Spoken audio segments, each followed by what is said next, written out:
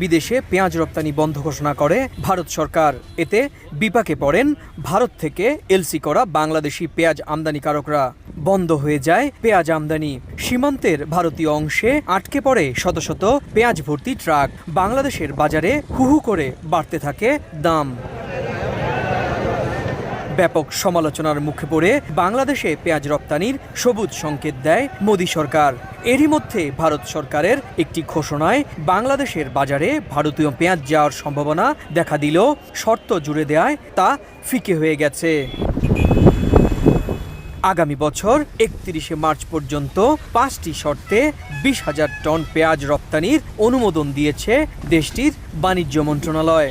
এর মধ্যে প্রধান শর্ত হলো এই পেঁয়াজ সড়ক পথে নয়, সমুদ্র পথে চেন্নাই বন্দর দিয়ে নিতে হবে, আর রপ্তানি প্রক্রিয়া শেষ করতে হবে আগামী বছরের 31 মার্চের মধ্যে।